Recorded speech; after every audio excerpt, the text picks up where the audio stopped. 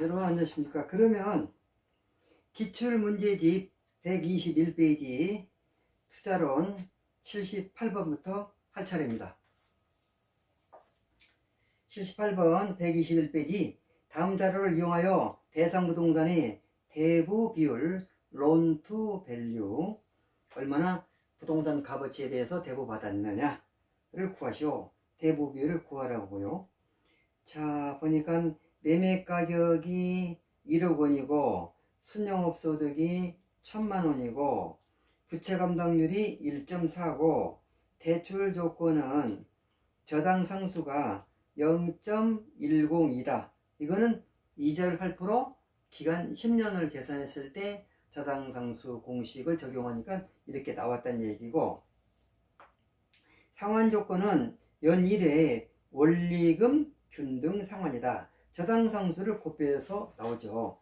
자, 그러면 뒤로 넘어가면 운항 대부 비율은 뭐 40%다, 50%다, 60%다, 70%다. 자, 이렇게 나오니까, 자, 그러면 이 문제를 이제 풀어보면 대부 비율을 구하시오. 이렇게 했잖아요.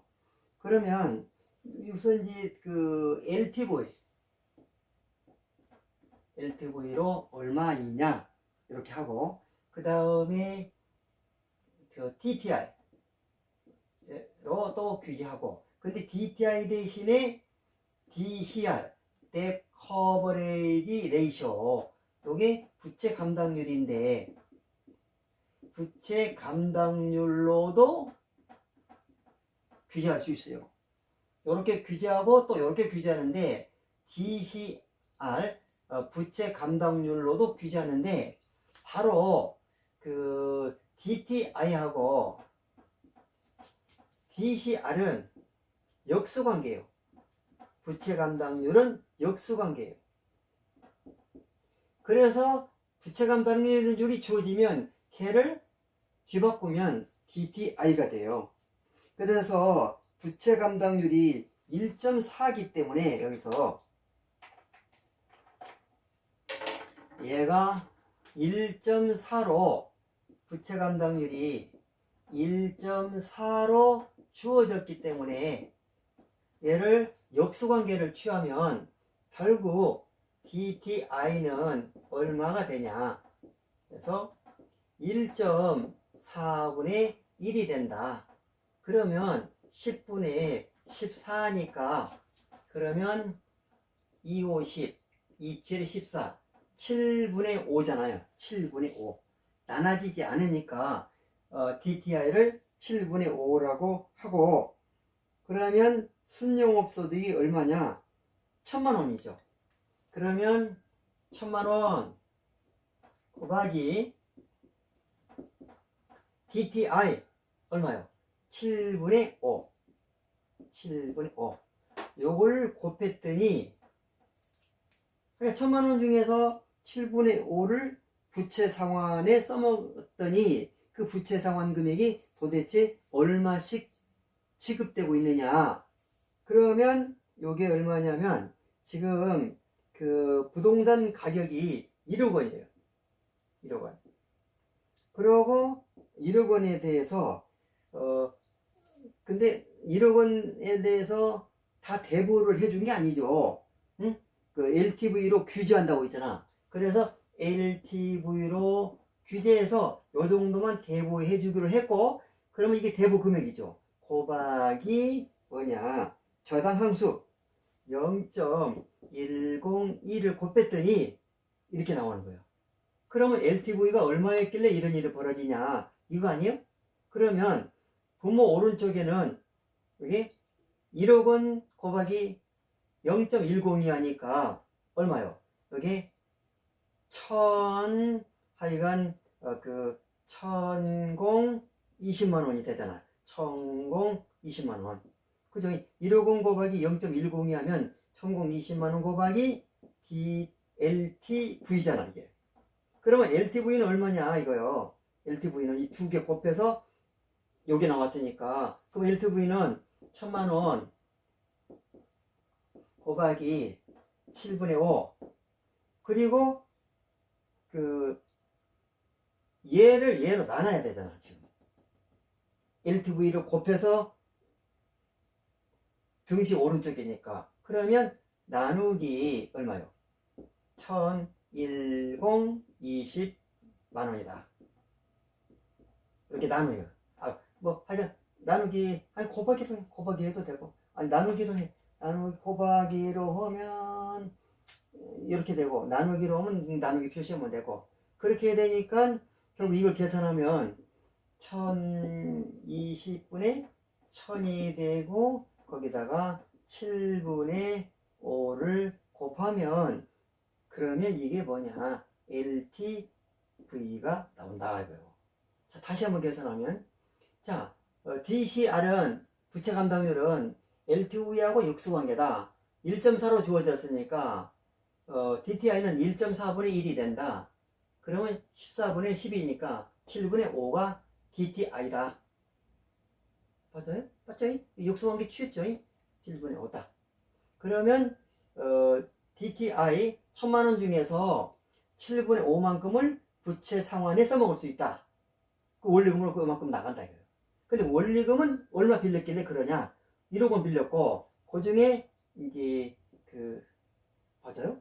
계산이 혹시 틀린 거 아니에요? 이렇게 해가지고 1억 원에서 LTV를 곱해가지고 가면서 봐요. 우리 혹시 틀렸을지 몰라. 맞아. 왜냐면 1억 원을 다 빌려준 게 아니야. LTV만큼 빌려줄 것이고, 그리고 그만큼 빌렸다면 저당상수를 곱하면 원리금이 나온다. 그래서 1억 곱하기 0.102 하니까 1020만원 나오고, 거기다가 LTV를 곱했다. 그러면 이게 등식 오른쪽이라고, 왼쪽은 아까 이거였잖아. 그래서 이제 LTV를 그러려면 요거를 이걸로 나눠야 되니까 곱하기로 하면 결국 1020분의 1000만원 되고, 곱하기 7분의 5, 이것이 LTV다. 자, 한번 해볼게요. 제가 그러면 1000만원 나누기 1000만원 나누기 1020 곱하기 1000만원 나누기 1020, 잘못했어요. 1000만원 나누기 1020 곱하기 7분의 5 곱하기 5 나누기 7. 그러면 이게 얼마 나오냐면 0.070 얼마? 028이 나와요. 028. 그러니까 70.028%야. 70.028%. 근데 여기는 지금 어떻게나 문항에 보면, 선택 문항에 보면 70%다. 그러니까 70%로 해야 돼. 그래서 4번이 된다. 그 다음에 79번을 보면, 그러니까 LTV, DTI를 섞어서 이제 문제를 낸 건데, 여기 DTI는 이제 거기 부동산 담보 가치에다가 DTI를 곱하면 대출 금액이 나오죠. 1억짜리다. 근데 LTV가 70%다. 그럼 얼마까지 빌려줄 수 있겠냐? 7천만원까지 빌려줄 수 있다. 7천만원에다가 저당산도 곱하면 원리금이 나온다. 그럼 원리금 얼마냐? 그래가지고 이렇게 나온 거죠, 지금. 79번. 122페이지 79번. 다음 중 투자, 타당성, 판단, 지표에 관한 설명 중 가장 적절치 않은 것은 1번. 내부 수익률은 수익성 지수가 1이 되는 할인율이다. 맞아요. 그리고 순환가를 0으로 만드는 할인율이다. 이래도 맞아요. 그 다음에 2번. 회수기간법은 화폐의 시간가치를 고려하지 않는다. 단점. 맞아요. 그 다음에 3번. 내부 수익률법은 사전적으로 요구 수익률을 결정하지 않아도 된다는 장점이 있다. 자, 이게 이제 문제가 되는 거예요. 이게 출제자가 적절하게 못 냈어요. 자, 이건 나중에 하고. 동그라미 4번. 순환가법을 이용한 투자 타당성 분석에서 선택되는 할인율은 투자 주체에 따라 달라진다. 그렇죠. 투자자가 강한 위험회피자라면 할인율이 높아요. 들어온 돈을 많이 디스카운트해서 안전하게 투자하기 위해서. 그래서 투자 주체에 따라 달라요. 환자가 계단 올라가는 경우에 요구 수익률하고 운동선수가 계단 올라갈 때 요구 수익률은 달라져요. 환자가 높아요. 그래서 투자자가 누구냐에 따라 달라져요. 맞아요. 그 다음에 5번 두 개 투자 안에 투자 금액이 같다고 하고 회계적 수익률도 같다고 놓자. 그리고 이럴 때 사업기간 초기에 현금 유입이 많은 대안보다 후기에 현금 유입이 많은 대안의 내부 수익률이 높다. 자, 이거는 상당히 이제 난이도가 높은 문제인데, 자, 보면,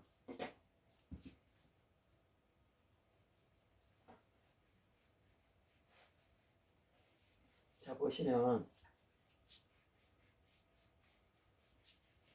이걸 그림으로 그려보면 이런 얘기예요, 지금. 어떤 얘기냐면, 잘 안 나오니까 빨간 글씨로 오면 이제 잘 나오고, 이게. 자, 그러면 여기에 두 개 투자 대안. 나간 금액이 똑같아요. 근데 회계적 수익률이 같다. 그러니까 A가 있고 B가 있는데, 여기에 10,000원씩 나갔어. 유출.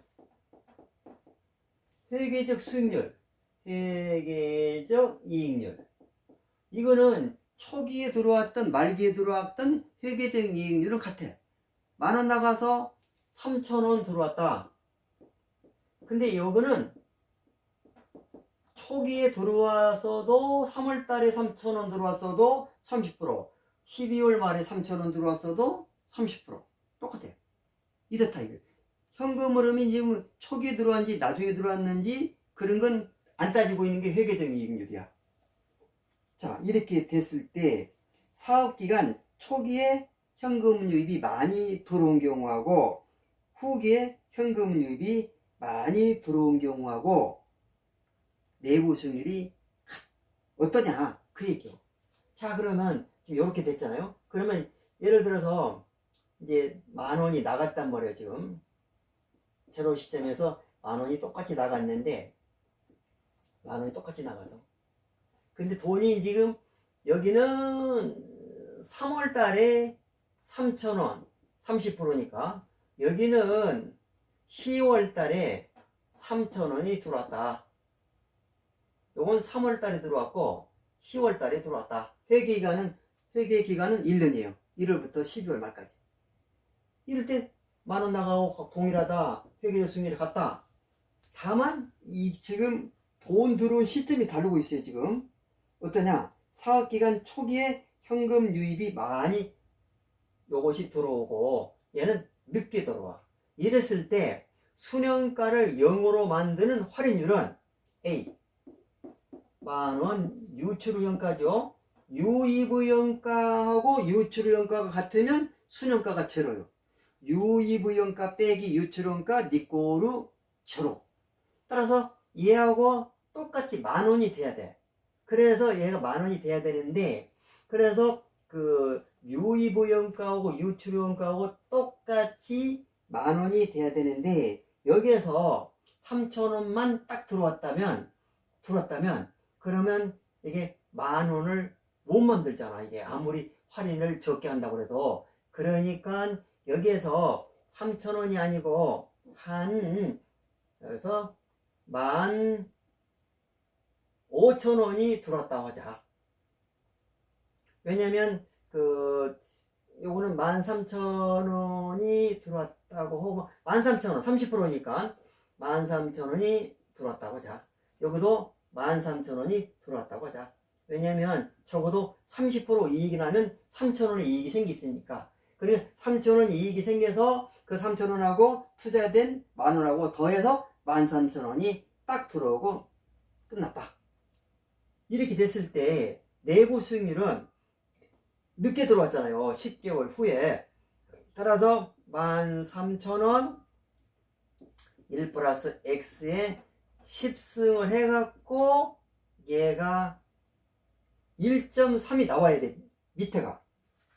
그래야 13,000원 나누기 1.3 하면 그러면 10,000원이 돼갖고 순현가가 제로가 된다고. 그죠? B는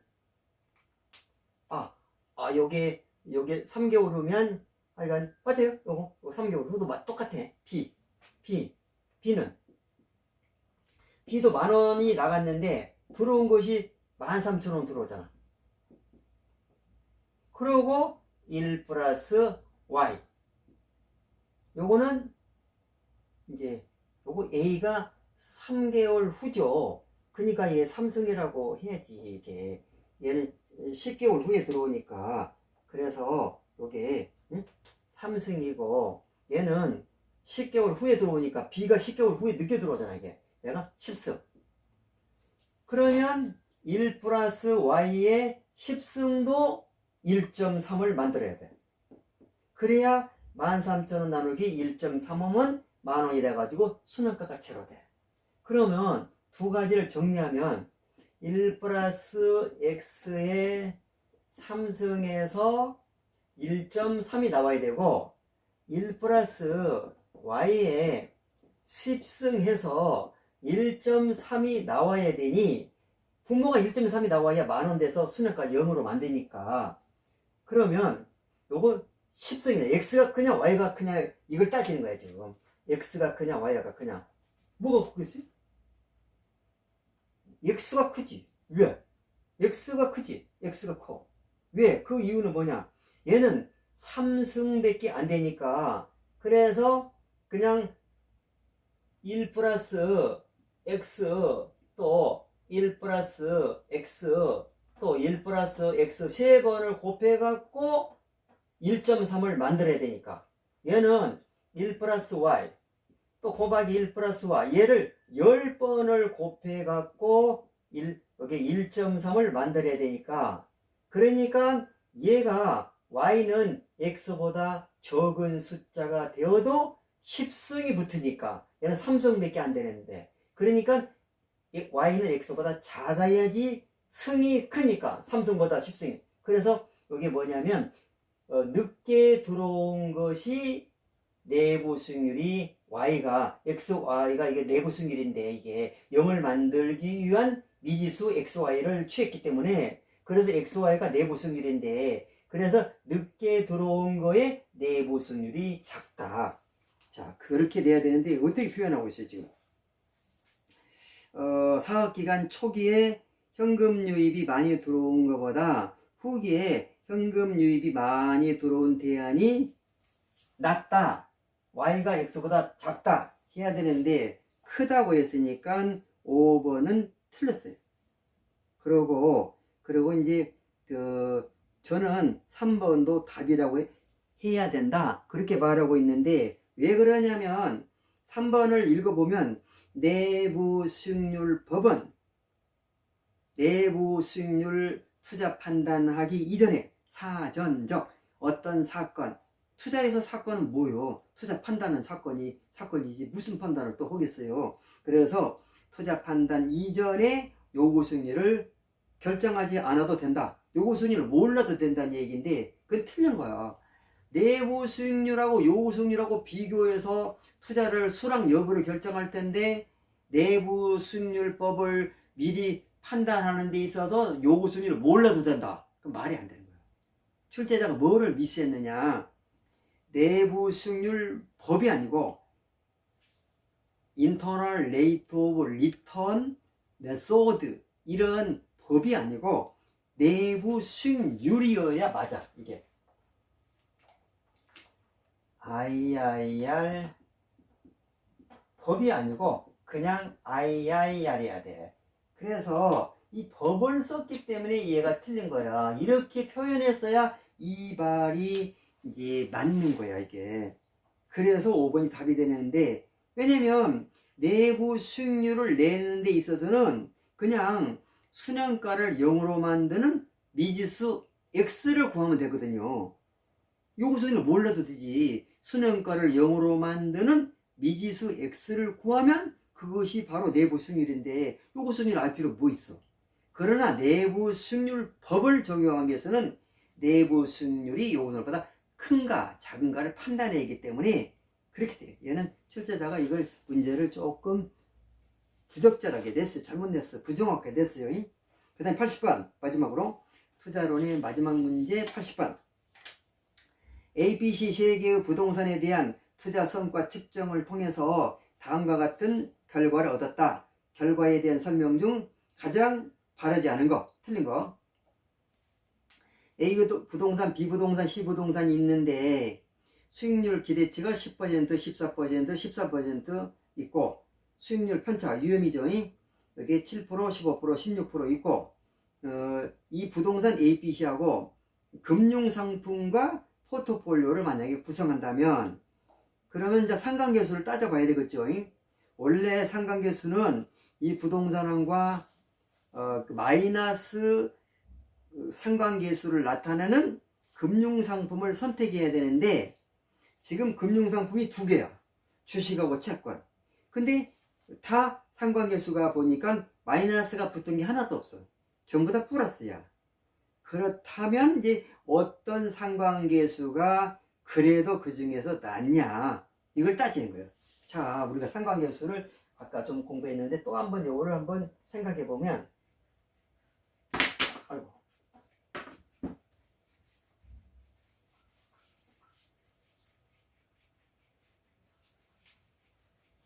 상관계수는 마이너스여야 된다고 그랬잖아요.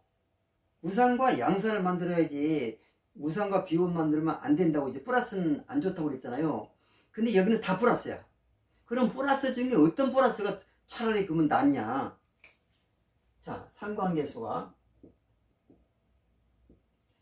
플러스 0.7하고 플러스 2라고 오는 게 플러스면 안 좋은데 플러스와 그냥 포트폴리오를 섞는다면 그러면 얘는 100% 제거되지 않는다 이 얘기야. 틀림없이 제거 안 된다 이거야. 얘는 제거 안 될 가능성이 70%다. 제거 안 된다. 그러니 뭐가 낫겠어요 이게. 100% 확 이게 나쁜 쪽이지. 상관계수 플러스만 안 좋은 쪽이야. 100% 나쁘다는 쪽하고 70% 나쁘다는 쪽하고 어느 쪽이 좋겠어요? 그래서 70%가 낫죠. 그래서 여기서 보면 이제 어떻게 되냐면, 자 이제 먼저 문제 풀어보면서 설명합시다. A 부동산 수익률이 70%, 편차 7, 문항 읽어봐야지. 문항 1번. A 부동산은 다른 부동산에 비해서 저위험, 저수익 투자 상품이다. A가 지금 위험도 7%고 가장 적고 수익률도 진로 작은 10%니까 맞아요. 2번. A, B, C 부동산 모두 수익률의 움직임이 채권보다는 주식과 더 유사하다. 지금 A 부동산은 주식과 76.5%만큼 똑같이 움직인다는 거예요. 비왔을 때 득보면 같이 득보고 또 손해보면 같이 손해보고 같은 쪽으로 움직이는 게 플러스잖아요. 반대쪽으로 움직이는 건 마이너스고. 근데 A 부동산과 주식은 76.5%고 채권과는 똑같은 쪽으로 움직일 가능성이 45.8%니 더 많이 같은 쪽으로 움직이는 게 주식이니까. 그래서 채권보다는 주식과 더 유사하다. 얘는 맞아요. 다른 부동산도 마찬가지. 왜냐하면 B의 경우도 주식은 0.236이고 플러스 채권은 0.123. 주식이 더 높아. C 부동산도 0.567이고 주식이, 채권이 0.365니까 다 주식이 채권보다는 A, B, C 세 개 부동산 모두가 더 유사하게 움직여요. 같이 득보면 같이 득보고 같이 손해보면 같이 손해보고. 그래서 얘는 맞아요. 그 다음에 3번. 변이계수를 통해서 위험 조정 수익을 측정하면 B 부동산이 A 부동산보다 더 우월하다. 자, 변이계수는 기대 수익률분의 그거잖아요. 이게 변이계수는. 변이계수는 기대치에서 얼마나 벗어나냐 이거요. 얘를 변동계수라고도 해요. 기대 수익률에서 얼마나 벗어났냐 이거요. 변이계수. 기대 수익률에서 얼마나 벗어났느냐 이거. 그래서 A는 어떻게 되는 거예요? 기대 수익률 1번이 표준 편차니까 여기다 집어넣으면 A는 어떻게 되는 거예요? A는 이게 기대 수익률이 10%인데 이게 7%고 B는 0.7이네. 그러면 B는 이게 얼마냐면 14%인데 15%다. 얘는 뭐 1보다 더 커요 이게. 그죠? 왜냐면 수익률은 14%밖에 안 되는데 위험은 15%나 되니 하여간 1.5 얼마예요? 1.5 얼마예요? 1. 얼마. 그 다음에 C는 수익률이 13%인데 수익률은 13%밖에 안 되는데 얘는 14%잖아. 수익률은 더 낮으면서 위험은 얘는 15%인데 15%보다 더 높아.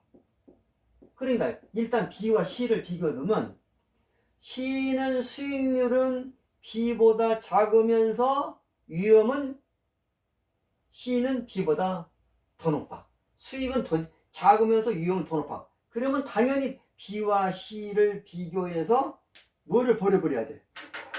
C를 버려버려야지. C를. 그리고 B와 A를 비교할 수밖에 없다. 이렇게 되죠. 그래서